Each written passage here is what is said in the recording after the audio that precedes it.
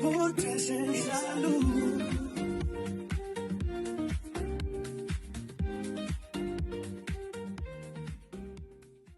Saludos, muy buenas tardes amigos y amigas de 2x3 en Salud. Bienvenidos todos a esta nueva entrega de este programa preparado como siempre con muchísimo cariño y dedicación, sabiendo que estamos haciendo un aporte por la salud de los dominicanos y las dominicanas. Muy buenas tardes, Buenas Doris. tardes, Tati, ¿cómo estás tú? Yo estoy bien. Qué bueno, sí, así mismo es, tal como lo dice, es buscando eso, llevarle a la población algo de orientación en materia de salud que tanto se necesita en nuestro país. Como también se necesita, Tati, aclarar qué es lo que está pasando en Senasa. Explícamelo tú, a ver si tú sabes más o menos qué es lo que se mueve por ahí. Bueno, desde antes de mediado de año, el primer trimestre del año, yo creo que fui la primera, modestia aparte, uno teniendo que hablar de uno mismo, que sacó un trabajo del déficit de Senasa. Sí, lo recuerdo perfectamente. Las 2 veces que escribí sobre el déficit, basándome en datos, hasta desde la presidencia desmintieron que fuera así, dijeron que Senasa estaba muy firme. Así Lo es. dijo la Superintendencia de Salud, que ellos garantizaban. No estaba hablando de garantía o no. No. Pero la respuesta oficial que se dio fue esa. Bueno, y ya en esta semana, afortunadamente, la información fue filtrada a la televisión, básicamente, de que Senasa tiene una situación donde hubo de todo. Hubo nepotismo. Bueno, filtrada no, vamos a aclarar un poquito. Se sabía la situación que estaba dando. Quizá ellos hicieron un trabajo más de profundidad, evidenciando ya con datos, pero ya, como tú lo dices, desde esa época en que tú hiciste esos trabajos sobre ese, fue en base a un informe, Sí, o sea, un informe oficial, o sea, no fue en base sí, a... no, me refiero, cuando digo de filtrar, me refiero a que le pasaron datos específicos, por ejemplo. O ellos consiguieron datos específicos o ellos para que no... o se lo pasaron o lo consiguieron, una de las dos, Exactamente, pero nosotros sabemos sí. que las cosas también a veces se filtran, no lo sabemos cómo Pero fue. hay que buscarla para que se le puedan Pero- filtrar a uno. pero hay que buscarla. Lo decimos porque tú y yo somos periodistas y sabemos a veces cómo nos llegan los datos o cómo lo buscamos los datos. Sí, exacto. Bueno, entonces ya está el escándalo, ya el presidente se refirió a eso, señores, una cosa de verdad, como diría, un escándalo escandaloso, una cosa fuerte lo que pasó ahí. Sí. Y lo penoso de todo eso es con la salud del pueblo dominicano que se estuvo jugando. Sí, y lo más lamentable es que estemos hablando de Senasa. Y yo lo decía después de tu artículo, un tiempo atrás, que escribía, señores, las dos instituciones de más prestigio que tiene el gobierno es Senasa y Secanó en materia de salud, por supuesto. Entonces, ver que esté pasando una situación así con Senasa, donde ya la gente está perdiendo la confianza. Recordemos que Senasa estaba en una situación tan fortalecida que mucha gente dejó sus ARS privadas en el régimen contributivo para irse a Senasa. Entonces, ahora muchos, y tú y yo lo sabemos porque se nos acercan para hablar de temas, están preocupados y dicen, No, ¿qué hacemos? Aquí mismo en el canal, Así ándala es. lo que le pasó a Senasa, gente que se fue del sector privado Así es. al contributivo y tiene miedo. Entonces, señores, Del sector ¿cómo? privado a Senasa contributivo. Correcto. ¿Cómo dañan la credibilidad de una institución así? Señores, todos sabemos, el que ha manejado crisis, que arreglar, reconstruir, refortalecer la reputación de una institución Y no la es fácil. confianza, sobre todo. Entonces, la reputación de Senasa está en el piso, no por Senasa en sí, sino por lo que hicieron con ella. Exactamente, por lo que ha estado pasando a lo interno, que, como dices tú, es lo que ha salido a los medios, A en los los medios sí. de comunicación.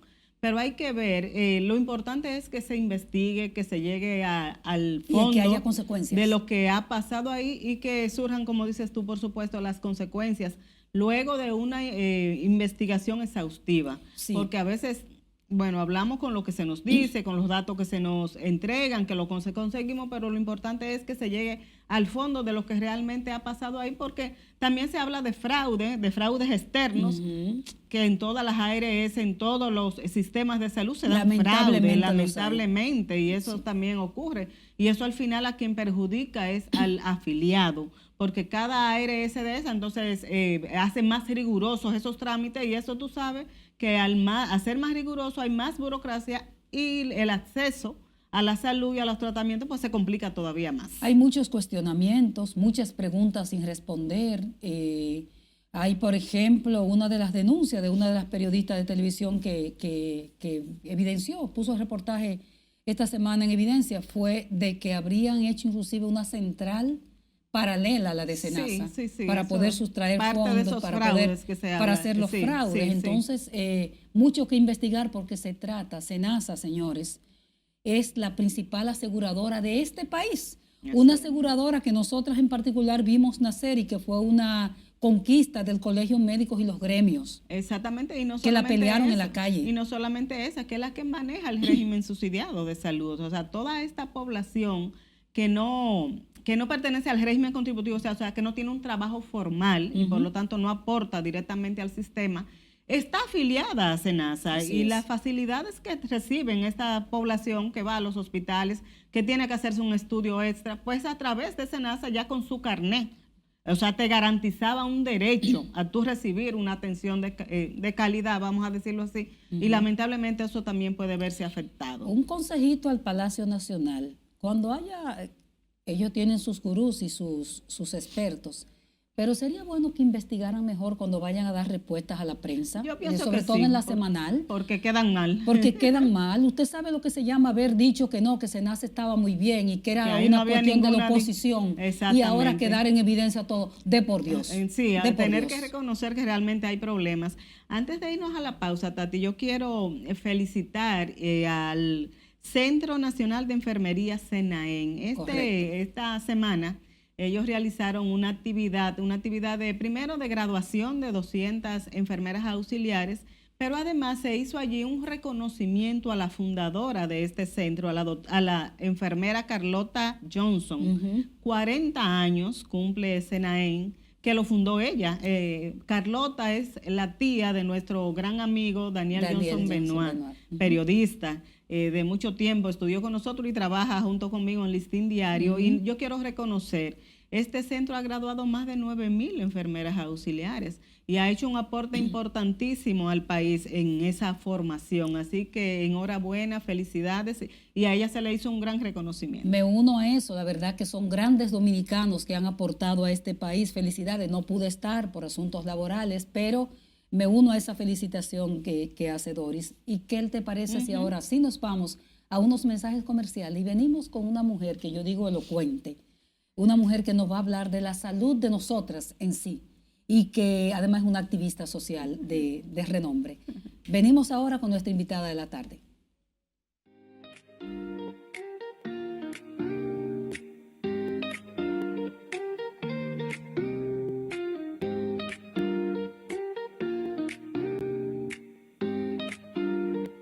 Dos por tres en salud.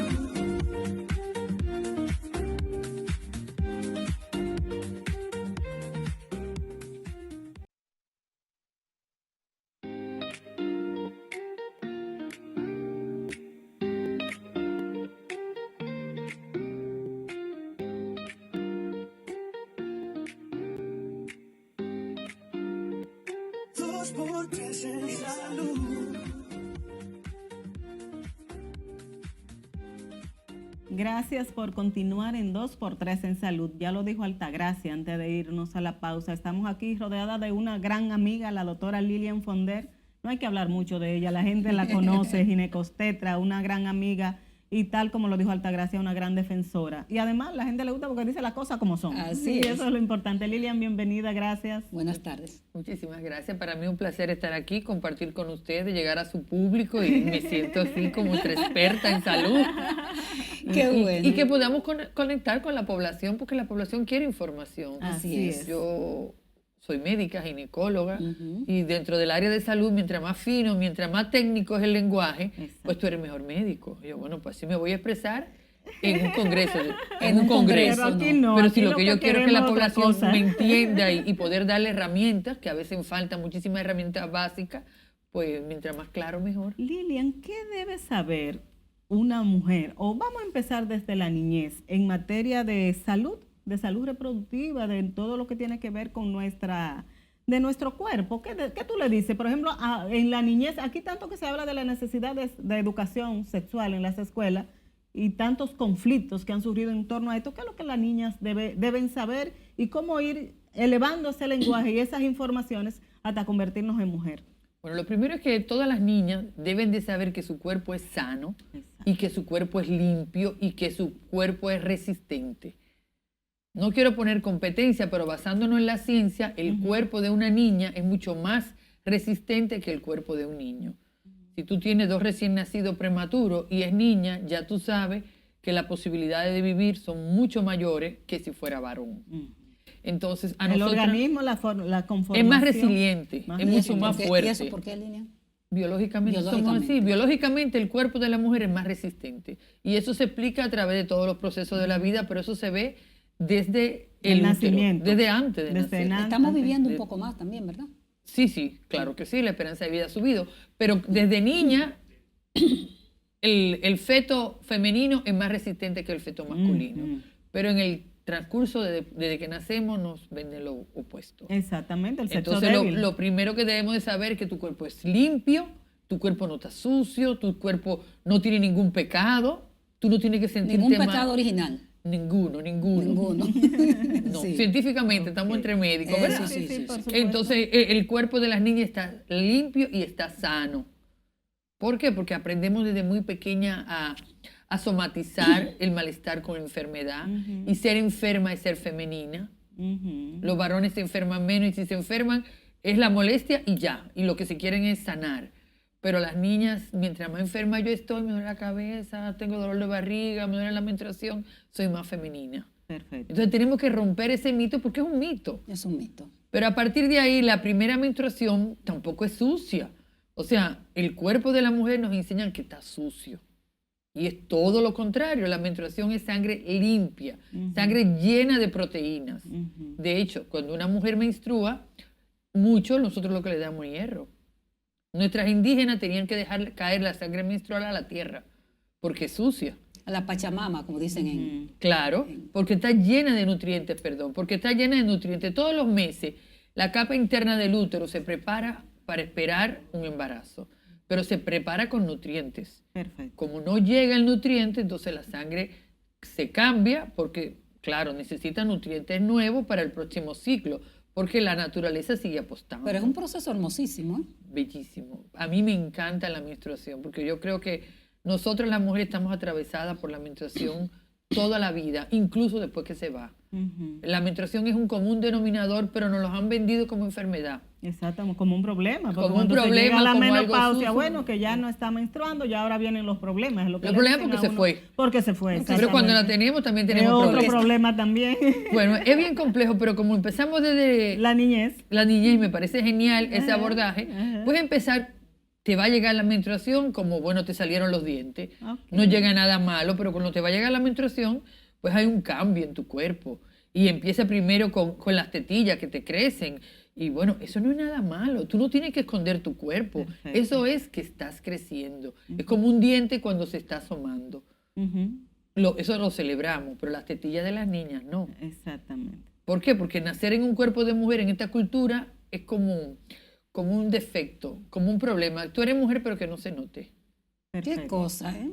Eso es lo que tenemos que cambiar. Ser mujer y me están creciendo porque estoy creciendo. Pero se ha ido cambiando un poco eso, Lilian. Falta mucho. Falta mucho. Falta mucho, falta mucho. Todavía tú ves la promoción que hay de las niñas con una cantidad de brasieles y desde niñas aspiran a ponerse los brasieles. Te estoy hablando de niñas de 9, 10 años. de menos. Porque que no quiero que se me note. Que se te ujú. note que estás creciendo, que estás sana. Eso es bonito, no feo. Precioso. O sea, imagínate que tenga 30 años y no le ha llegado nunca la menstruación.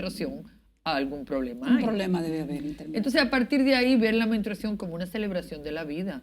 Sin menstruación no hay vida. O sea, lo primero... No hay reproducción. No hay reproducción. O sea, lo primero de la vida es la menstruación. Perfecto. Todas nosotras somos producto de una menstruación. Ok. Entonces no podemos verlo como algo malo, ni como algo sucio, ni como algo que te incapacite. Ahora, mientras más me duele la menstruación, más femenina yo soy. Eso hay que cambiarlo. Doctora, pero ¿a partir de cuándo comienza esa educación para seguir en la misma temática de Doris con nuestras niñas? ¿Desde el hogar o en la escuela o dónde comienza ese proceso? Mira, los niños y las niñas deberían pasar 8 horas en la escuela. Entonces, el hogar tiene su función y una función que no se la puede quitar nadie. O sea, si hay algo que aprende uno es del ejemplo. Exacto. O sea, tu hija, si a ti te dolía la menstruación, es probable que tu hija haya aprendido que eso duele. Si a ti te incapacita, ella va a entender que eso duele, que eso te va a incapacitar. aunque tú le digas que no, que es normal. Porque si a mí no le pasó, o a las mujeres de mi entorno, mi tía, mi abuela, mi hermana, pero la escuela tiene una obligación de enseñar todo esto. Y, por ejemplo, la palabra higiene. La palabra higiene habla de sucio. Aquí no hay ningún sucio.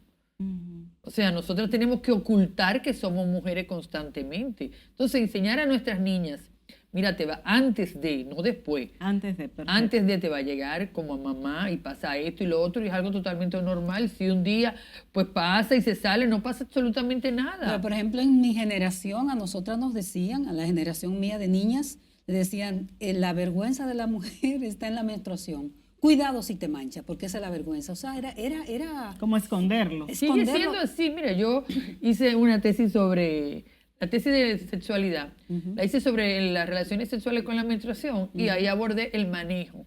O sea, cogen la toalla sanitaria, la envuelven en una fundita y luego en papel, porque nadie puede saber que ella menstrua.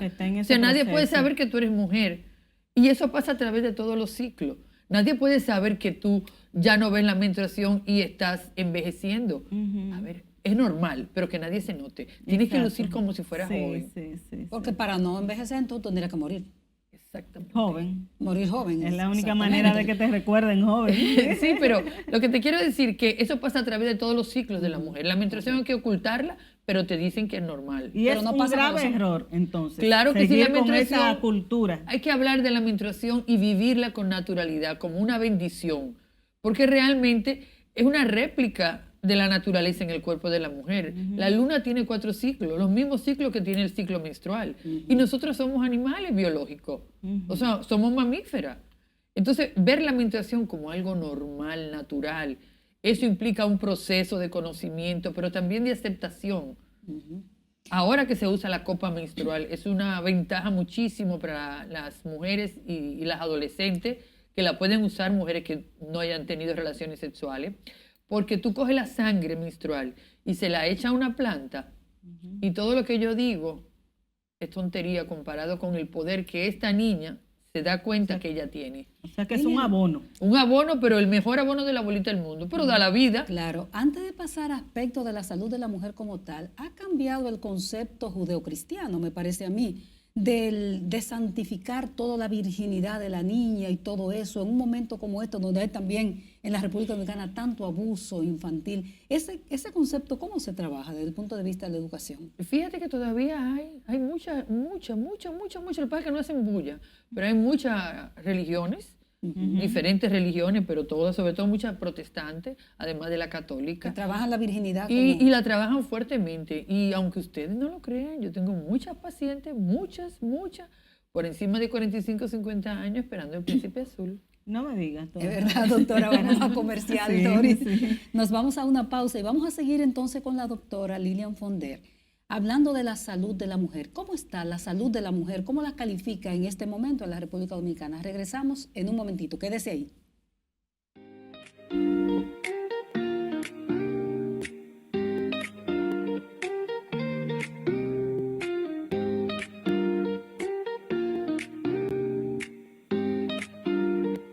Dos por tres en salud.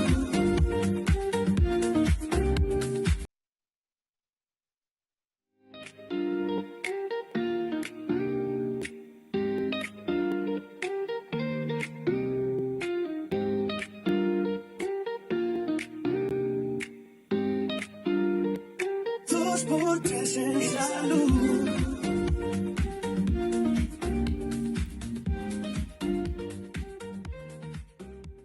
Estamos hablando con la doctora Lilian Fonder, experta en salud de la mujer. Y justamente esa pregunta le hacía a Tati cuando nos fuimos a la pausa. Doctora, ¿cómo está la salud de la mujer?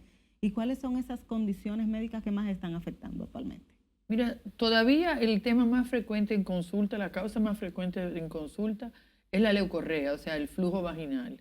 Y eso puede ser de diferentes causas, pero la causa más frecuente es por candidiasis, que es un hongo, sobre todo por la humedad. Eso es parte también de la educación. Hay que cubrir la vulva todo el tiempo. Entonces nos ponemos unos protectores diarios, que la parte de arriba es algodón, pero la parte de abajo es plástico.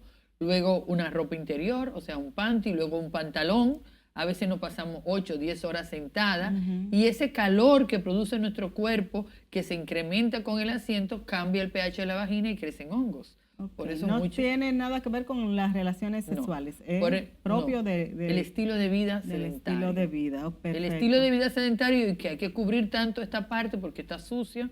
Entonces, o sea, ahí está el concepto Vamos de a que decir, está entre sucio. comillas, que Está el concepto de que está sucio, o sea, el imaginario. ¿Y cómo se manifiesta esto, Lilian? Es un flujo blanco, que parece como leche cortada y que es constante. La gente dice, tengo una infección vaginal. Normal, no tengo un flujo normal. Este flujo es normal y ese flujo no es normal. Eso es un hongo que altera el pH de la vagina y sobre todo que te abre la puerta para que venga otro microorganismo. ¿Cómo debe asearse la vagina, Lilian? Sí, primero, no hay nada que entrar para lavarse. No tienes que entrar nada para lavarte, solo te lavas por fuera y te lavas con el jabón que tú te bañas. Si tú quieres usar un jabón especial que te siente más cómoda, que hay muchísimo en el mercado, pero porque tú lo decides. Si tú no tienes ninguna infección, no tienes que usar un jabón especial, cualquier jabón. Lo que tienes que echarte es agua. Una recomendación ¿Y agua limpia? Bueno, se supone que está limpia. Sí, porque, ¿verdad? Porque el agua puede también crear infecciones. Sí, pero el agua tiene que entrar. Para que pueda infectar. Perfecto. Cada vez que te dicen, no, que es el agua, y yo, ok, porque tampoco voy a ser causante. Pero una recomendación que es muy importante es el agua de mar. El agua de mar sí puede entrar por la vagina. ¿Se recomienda? Sí, si tú... Es como un enjuague vocal, de eso que enjuague vocal que te dan que es sal. Pero esta sal es mejor. Tú, cuando estás en el agua de mar, dentro, te introduces 2 dedos y lo abres para que te entre agua de mar. Y eso es muy bueno para los hongos. Pero también las infecciones de transmisión sexual, que en un país donde no se habla, aquí no vemos ninguna campaña que promueva el uso del preservativo. Para nada. Al contrario. Entonces se promueve la vida sexual, pero no se promueve el uso de preservativo. ¿Y qué ustedes ven, Lilian? ¿Han bajado las infecciones de transmisión sexual? ¿Se mantienen en el país? Sí, se mantienen y suben. Sobre todo la sífilis ha subido mucho. ¿La sífilis? Mucho. Y ahora que no tenemos como una cobertura 100%, sobre todo en la prevención y la detección oportuna, que antes lo hacía USAID para el VIH, no sabemos ahora dónde están los recursos para la campaña de prevención y para la detección oportuna. El Instituto de Cirugía de la Piel, doctor Alberto Hogar, tiene un programa, pero no es de prevención, es de tratamiento. No, el Estado ofrece los antirretrovirales. Eso sí está en el presupuesto, para el presupuesto del VIH. Pero todo lo que es la prevención, todo lo que era la detección oportuna y la sensibilización, todo lo hacían con fondos de USAID. O sea, no hay en este momento ninguna, bueno, hace mucho que no lo vemos, campañas educativas dirigidas precisamente a la prevención de este tipo de enfermedades. Es que no las hay en general. No las hay. Pero me refiero a la población diana, vamos a decir, la población que sabemos que tiene sexo hombre con hombre, la más vulnerable. Exactamente. Pero bueno, no hay una campaña para usar el preservativo, ni el femenino ni el masculino. Entonces, por lo tanto, las infecciones de transmisión sexual pues están de libre albedrío. Y todavía usar un preservativo es una desconfianza. Pero es una responsabilidad del Ministerio de Salud, o sea, el gobierno, para través del Ministerio de Salud Pública, ¿no? Claro que sí, eso lo hemos dicho reiterativamente. Todavía Promese-Cal, después de haber hecho algunos acuerdos que nunca se llevaron a cabo, no ofrece ni siquiera preservativos. Pero una vez se introdujo, recuerdo yo. En los titulares. Fuimos incluso, era durante la gestión de la doctora Altagracia Guzmán, si no me equivoco. Titulares. Que fuimos y se suponía que a través de las farmacias del pueblo se iban a sí, es verdad, no se materializó. Ofertar. Es verdad, yo recuerdo eso, Dori, pero no se materializó, eran los titulares nada más. Pero olvídate que tú puedes ir a una clínica, o sea, un hospital, a una maternidad o en algunas unidades de atención primaria y te pueden dar preservativo. Pero es que la vida sexual no es un tema de salud, no es un tema de enfermedad. Es de vida. Es de vida. O sea, los preservativos tienen que estar donde las personas tienen vida sexual. Perfecto. El preservativo es el mejor herramienta para la prevención de este tipo de infecciones. Es que te previene el embarazo. Perfecto. Y te previene también las ITS. No altera el metabolismo en lo absoluto. Es el mejor método anticonceptivo, pero hay que educar antes. No en las universidades, antes. Porque los mitos, cuando no hay educación, los mitos tienen todo el terreno. Entonces, citabas, Lilian, que dentro de estas infecciones de transmisión sexual está la sífilis. Hay otras. Que ha ido aumentando. Sí, y todas las que son más frecuentes, la clamidia, También tenemos la tricomona, que es muy frecuente, el herpes. Todas estas infecciones de transmisión sexual siguen, porque no hay una campaña para utilizar el preservativo. Todavía no la hay, tienen que ser muy pocas la población dominicana que entiende que el preservativo es un buen método anticonceptivo. ¿Cuál es la recomendación, la sugerencia a las autoridades en materia, para que cerremos esa parte y pasemos a otra, en materia de esa educación sexual, de esa prevención y de esa educación, doctora Fonder? Bueno, yo estoy así como esperando que antes de que me toque salir de este planeta, tengamos el acceso a los métodos anticonceptivos y dentro de ellos al preservativo con una campaña efectiva, porque se puede educar. Si logramos colocar el preservativo, que es totalmente inocuo, en el uso de nuestros adolescentes, hombres y mujeres, no solamente vamos a evitar los embarazos no deseados, sino todas las ITS, dentro de ello el VIH, que se lleva gran parte del presupuesto de salud, sobre todo ahora que salió USAID. Entonces, deja ese vacío. Esa gomita te puede salvar la vida. Entonces, ¿por qué no? Le hablamos a los adolescentes y a los niños de no usar droga, de no tomar alcohol, pero de prevenir el embarazo no le hablamos. Pero basado en la ciencia. Exacto. Basado en la ciencia y en las experiencias, opciones. Lilian, de otros países. Claro que que han sí. visto, que Mientras han más lo resultado. usan, mejor. Mira, a mí me tocó trabajar en una comunidad dominicana en España y ellos me decían, y me va a enseñar, niños de 12 años, y me va a enseñar otra vez a usar el preservativo. Ya yo sé ponerlo con modelos. No, caramba. Ay, que tú vas a ser mejor poniéndolo. Yo le he puesto 5 veces ya en el modelo, Sí, niños sí, de 12 años. sí. Y para ellos eso forma parte de su vida. O sea, no conciben una relación sexual sin preservativo. Niños de 12 años, dominicanos. Dominicanos. O sea, población migrante. Pero con una educación ya en eso. esa materia. Claro, es hablar del tema, pero hablar sin mitos, porque ahora, sobre todo ahora que hay tanta información a través de las redes sociales, o sea, los niños pequeños ya han oído hablar de todo. Entonces vamos a darle una herramienta para que puedan sobrevivir en este país. Doctora, un tema, sí, Doris. No, era sobre el agua que quería como retomar, que muchas veces se le atribuye la infección al agua generalmente en nuestro país. O sea, queda muy claro eso de que, sí, eso es el agua que está contaminada. Entonces tú dices que no es tan vinculado al agua estos temas, Lilian. No está tan vinculada a agua, está más vinculada a a infecciones de transmisión sexual que se transmiten sexualmente. Porque tú puedes estar con una sola pareja, pero puede ser que tu pareja no. Entonces hay mucho que hablar al respecto, pero claro, no es lo mismo, agua estancada que tiene mucho tiempo, eso hasta la piel puede entrar. Pero es que tiene que ir en contra de la gravedad para entrar por la vagina o que tú la introduzcas. Perfecto. Y fue clara diciendo que no se introduce nada, hablé solo del agua de mar. Exactamente. Del agua de mar, pero esas duchas y que vaginales... la higiene es por fuera. Las duchas vaginales, eso está contraindicado. Así que óvulo, eso se hacía mucho antes. un óvulo después de la menstruación para limpiarme la sangre menstrual, no es sangre sucia. Y ese, por Dios. O sea, eso tampoco se recomienda. eso no se recomienda, que son de eso los al mitos. contrario, te hace muchísimo daño porque te hace sensible a ese medicamento. Cuando tú lo necesites ya no te va a ser sensible. Así es. Señores, esto es educación en salud y nosotros estamos contentas de tener aquí con nosotros a la doctora Lilian Fonder. Lilian, un tema nos lleva al otro. Los embarazos en adolescentes. ¿Cuál es la realidad? Que es un tema muy tuyo, que se ha trabajado mucho. Tuyo es porque nosotros conocemos a la doctora y tenemos una relación de amistad. Que se ha trabajado mucho en el país en términos mediáticos. ¿Cuál es la realidad en este momento? ¿Sigue el tema con esa gravedad que se ha planteado? ¿O? Claro que sí. Según las estadísticas oficiales, que son las que tenemos, pues se ha reducido, pero la reducción es insignificante para la cantidad de embarazos en adolescentes que tenemos en República Dominicana. Los datos oficiales hablan en el 2024 o 2023 de una cantidad enorme de niñas por debajo de los 14 años. Estoy hablando de niñas de 10, 11, 12, 13, lo mismo de siempre. O sea, los adultos teniendo sexo con niñas, la mayoría de ellos le llevan más de 10 años. Y se ha hecho normal, como medio normal la práctica. Se ha normalizado y lo vemos como, son las madres, porque siempre nosotros las culpables, son las madres que la exponen. La pobreza tiene muchas caras, pero sobre todo al hombre se le ha enseñado que él puede hacer lo que él quiera y que el cuerpo de la mujer le pertenece. Y si es pequeña, o sea, si es adolescente, y yo diría que es una niña, porque 10 años es una niña. Una niña, por supuesto. Entonces, yo tengo la posibilidad de engatusarla con cualquier cosa. Así es. Entonces, yo puedo... Para usar su cuerpo.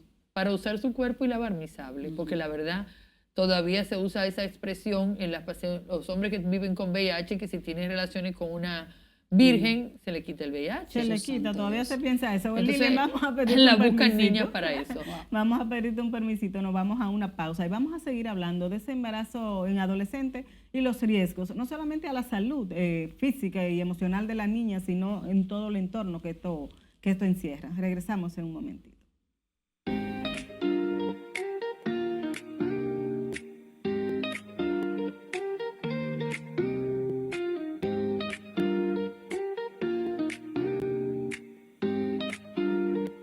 Dos por tres en salud.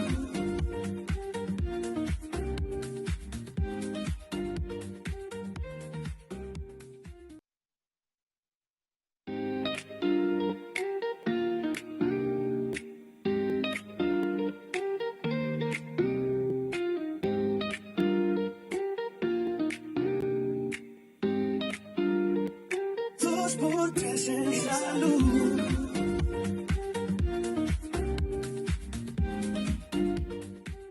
Continuamos con la doctora Lilian Fonder y nuestro gran tema es la salud de la mujer, que Doris lo comenzó con la doctora desde la infancia, desde la niñez, de las niñas básicamente, que es el gran tema de nosotras hoy.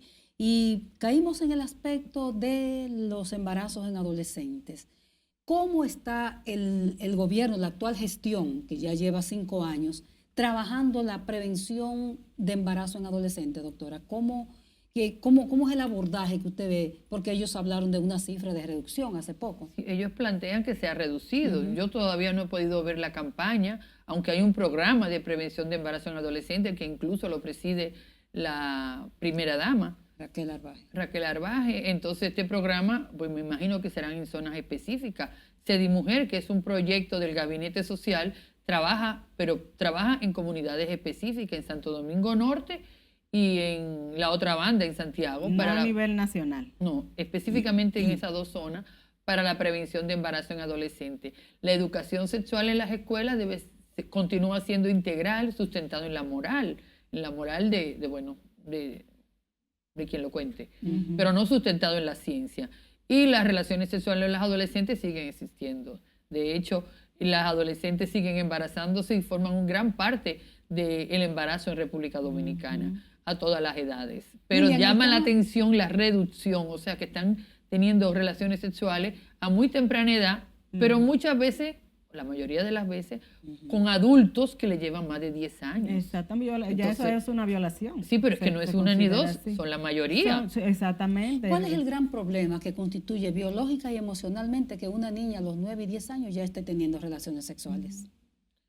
Mira, que tenga relaciones sexuales es algo que nosotros podemos invitar, pero no depende 100% del Estado, porque hay muchos factores involucrados. Lo que sí queda claro es que no le puede llevar más de 5 años. La persona. La persona. Porque si es una relación sexual entre adolescentes, tú no la puedes evitar, tú tienes que darle herramientas. Para que se protejan y para que la pospongan. Yo recuerdo... Pero perdóname Lilian, pero yo digo, biológicamente, ¿tiene una consecuencia médica que una niña de 10, 8, 9 años esté teniendo ya relaciones sexuales? Bueno, ¿o no? 9 años es una niña. Por 10 eso. años es una niña. O sea, es que no, que eso es un abuso. Es que es un abuso. Es que eso es un abuso. Eso es un abuso total. Pero tenemos que establecerlo porque hay que educar a este país. Mira, después de los 13, 14 años, porque es la realidad. Cuando yo le pregunto en cada anamnesia a la paciente, ¿a qué edad empezaste tu vida sexual? A los 13, a los 14. Eso es lo más frecuente. Entonces hay más posibilidades de desarrollar. Es herramienta para evitar embarazo en esa etapa de 13, 14 años. Sí, y ITS también, infecciones de transmisión sexual, porque ahí tienes el virus del papiloma humano que te va a predisponer a un cáncer del cuello del útero. Y vale recalcar que ya tenemos en el país una cobertura, todo esto en titulares, en el país de la vacuna del virus del papiloma humano para niñas en las escuelas de 9 a 14 años. Y niños también. Y eso es un valor que hay que decirlo. Porque al iniciar la vida sexual a tan temprana edad, pues hay más posibilidades de tener también el virus del papiloma humano, que la vacuna no te invita a que tengas relaciones. La vacuna solo te evita el cáncer. Que te infecte del virus. Pero el embarazo